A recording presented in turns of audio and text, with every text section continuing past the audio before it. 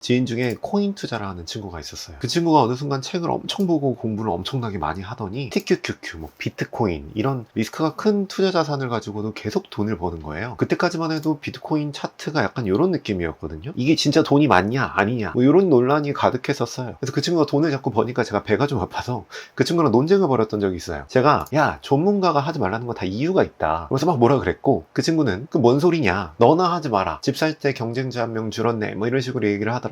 그리고 다음날 화해하긴 했는데 그 다음에 비트코인이 이렇게 되더라고요. 시간이 흘러서 그 친구는 지금 엄청난 부자가 돼서 실제로 좋은 집을 사서 잘 먹고 잘 살고 있습니다. 그때 깨달았어요. 우리가 생각하는 위험한 자산이라고 하는 것들, 그런 것들도 좋은 방법론으로 현명하게 투자를 하면 이게 엄청난 기회가 될 수 있다는 사실을요. 그래서 이전 영상에서는 TQQQ를 현명하게 투자를 해서 지금 엄청난 부자가 되신 라오원님의 무한매수법을 좀 소개를 해드렸죠. 실제 코로나 이 폭락 시기에도 엄청나게 수익 인증을 2천만 원씩 계속 하셨던 분입니다. 그래서 오늘은 이 방법론으로 우리가 보통 위험하다고 생각하는 코인을 투자했을 경우 어떻게 되는지를 테스트해 보았습니다. 위험한 자산을 좋은 방법으로 현명하게 투자한다. 궁금하시다면 영상 끝까지 봐주시면 좋을 것 같습니다. 사실 비트코인이 TQQQ랑 비교하면 비슷한 측면들이 되게 많아요. 큰 변동성을 가지고 있다라는 측면도 똑같고요.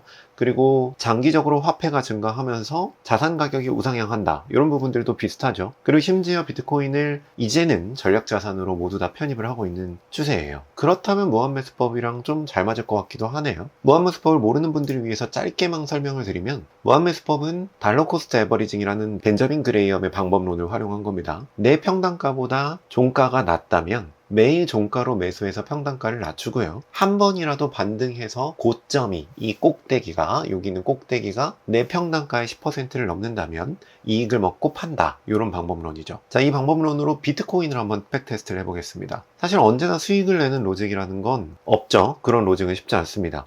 때문에 우리는 시기별로 확인을 해볼 겁니다. 비트코인을 크게 단계로 나눠보면 이런 느낌이거든요. 언제는 엄청난 상승이 있었다가 또 언제는 엄청난 하락이 있었다가 엄청난 상승, 하락, 그리고 완만하게 쭉 하락을 하다가 박스권을 거쳐서 상승하고 상승하고 또 흘러내리다가 엄청난 상승, 엄청난 하락 뭐 이런 식으로 계속 반복을 합니다. 그래서 이 시기별로 비트코인을 백테스트를 해보고 시기별로 나눠서 평균을 한번 내봤습니다.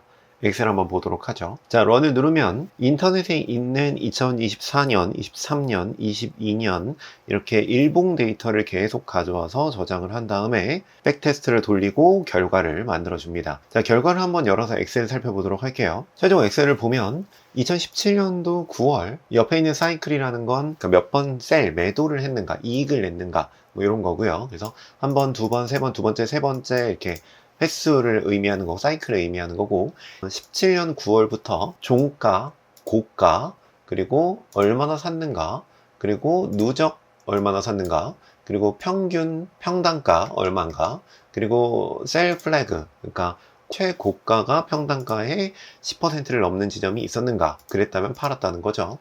그리고 프로핏 레이트 10%죠. 그리고 액션을 보면 시작, 그리고 추가, 매수, 홀드, 그 다음에 셀 해서 돈을 벌고 있는 겁니다. 보면은 ROI 이게 이제 수익률이고요. 누적 수익률, 그리고 MDD 이게 이제 하락 퍼센트. 초반에는 굉장히 잘 팝니다. 보면 이거 세 개만 숨기고 한번 볼게요. 2017년도 같은 경우에는 굉장히 잘 팝니다.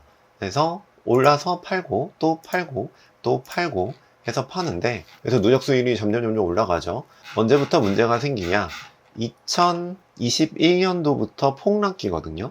이때 무슨 일이 벌어졌나 볼게요. 2021년도부터 계속 이제 플러스 뭐 MD도 그렇게 높지 않고요. 뭐 중간에 조금씩 하락이 있었지만 그래도 이 정도는 괜찮은 것 같습니다.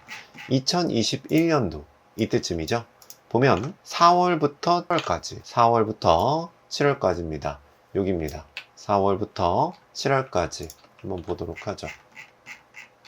보면 매수를 해서 셀 잘 하고요.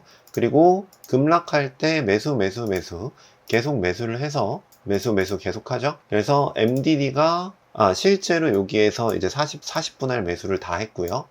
그리고 이제 더 이상 매수할 수 없기 때문에 홀드를 하고 그렇게 시간이 흘러서 7월이 됩니다. 그리고 내려갔다가 살짝 올라온 상태인가 봐요. 그죠? 요쯤 되나 봐요. 그래서 조금 올라온 상태에서 홀드하고 있습니다. 이게 언제 풀려나냐면 9월, 10월이 됐었을 때, 10월 5일이 됐었을 때, 즉 아마 한 이쯤에 풀려나는 것 같네요. 그래서 이 하락기를 맞이한 사람들은 이때까지 물리고 있을 수밖에 없다. 중간에 뭐 부분 매도를 하지 않는 이상은 계속 물리고 있는 상황인 겁니다. MDD도 보면 뭐 20 몇 퍼센트, MDD가 많이 내려가는 걸 볼 수, 24%, 뭐 이렇게 내려가는 걸 볼 수 있죠. 자, 이거를 아까 이 기간에 맞춰서 백테스트를 해봤습니다. 그 결과는 이건데요. 대폭등기의 누적 수익률과 그리고 MDD, 대폭락기의 누적 수익률과 MDD, 이런 식으로 아까 있었던 모든 일자들을 뒤로 뒤집어서 다시 테스트를 해보고, 그리고 이걸 그룹 지어서 평균을 내봤습니다. 그럼 우리는 뭘 알 수 있냐면, 무한매수법이 변동성을 이용해서 수익을 내는 전략이기 때문에 박스권 같은 경우, 즉 이런 시기에서 생각보다 그냥 가장 많이 가지고 있었을 시기보다 훨씬 더 성과가 좋다라는 걸 알 수 있죠.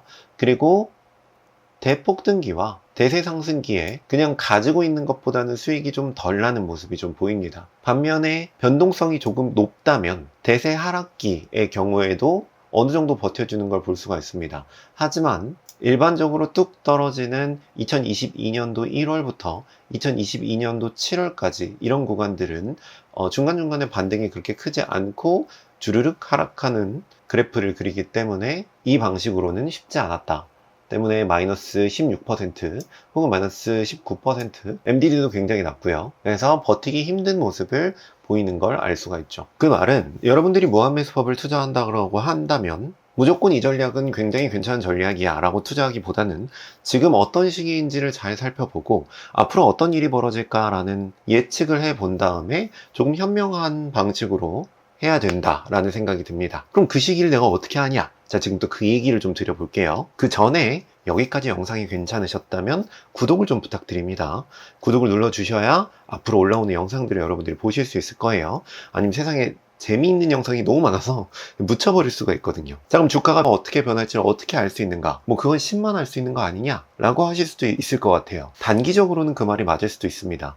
근데 코스톨란이라는 사람이 이 책이거든요. 코스톨란이의 도서가 있습니다. 코스톨란이라는 굉장히 유명한 투자자가 경제와 주가를 이 주인과 산책하는 개로 비유해서 설명한 게 있어요. 즉 주인은 특정한 방향을 향해서 계속 움직이고요. 수많은 투자자들은 이 사이에서 왔다 갔다 합니다. 그리고 그 영향으로 주가가 이런 식으로 변동한다. 그래서 마치 산책하는 사람의 길은 정해져 있고 그 사이에 멍멍이가 왔다 갔다 하듯이 주가는 그런 식으로 움직인다. 즉 결론적으로 우리는 멍멍이의 발자국은 예측할 수가 없습니다. 하지만 즉 경제의 흐름은 예측할 수가 있다는 거죠. 코스톨라니는 이 흐름을 달걀 모델로 설명을 합니다. 이 달걀 모델 이미지는 제가 정말 좋아하는 유튜버인 우리 주토피아님께서 사용하는 이미지입니다. 예를 들어서 코로나가 터진다고 보죠. 그러면 경제의 측면에서, 아까 사람의 측면에서 급격하게 금리가 낮아지면서 시장에 돈이 돌기 시작합니다. 그리고 경기가 회복되면서 점점 자산 가격들이 회복을 하죠. 근데 이게 급격하게 돈을 풀었기 때문에 풀린 돈이 어마어마해서 호황으로 나아갑니다. 사람들이 너도 나도 막 주식을 사기 시작하는 거죠. 그러면 버블의 시기로 진입하기 시작해요. 이때 풀린 돈이 많으니까 물가가 함께 오르겠죠? 물가가 오르면 우리가 먹고 살기 힘드니 페드에서는 금리를 낮춰서 물가를 잡기 시작합니다. 천천히 낮추면서 물가를 잡아가는 거예요. 물론 풀린 돈, 급상승한 주식, 자산의 가격, 이 영향은 끝나지 않습니다.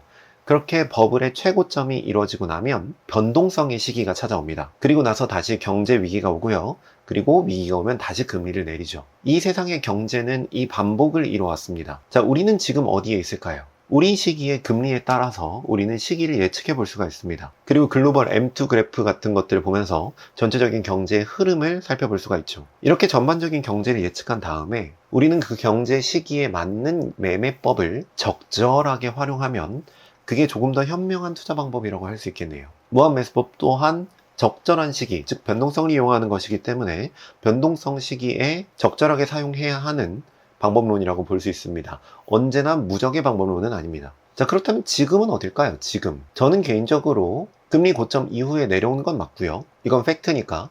저는 블랙스완이 오기 전에 변동성, 즉 버블의 시점, 버블의 최고점, 이 왔다 갔다 하는 주변이라고 생각을 합니다. 요즘 보면 되게 가벼운 뉴스에도 막 미친 듯이 올랐다가 되게 가벼운 뉴스인데 막 미친 듯이 폭락을 했다가 왔다 갔다 하는 일들이 막 벌어지고 있죠. 거의 대부분의 자산에서 그런 일들이 계속 벌어지는 것 같아요. 그런 모습을 보면 아, 지금은 버블의 최고점이구나 라고 저는 예측을 하는 겁니다. 이때는 이제 이 시기에 맞는 매매법들은 적절하게 활용하는 게 중요하죠. 그런 의미에서 무한매수법은 경제 위기가 오기 전에는 비중을 좀 줄이는 편이 좋은 방법론이 아닐까 싶습니다. 왜냐면 백테스트 결과를 보면 대세 하락기와 대폭락기를 버티기는 좀 힘든 전략이기 때문이죠. 자, 이 시기에 저는 어떻게 투자하는지 궁금하신 분이 있다면 고정 댓글에 제가 올려둘 테니까 확인해 주시면 좋을 것 같습니다. 끝까지 봐주셔서 감사하고요. 그럼 다음 영상에서 또 뵙도록 하겠습니다. 감사합니다.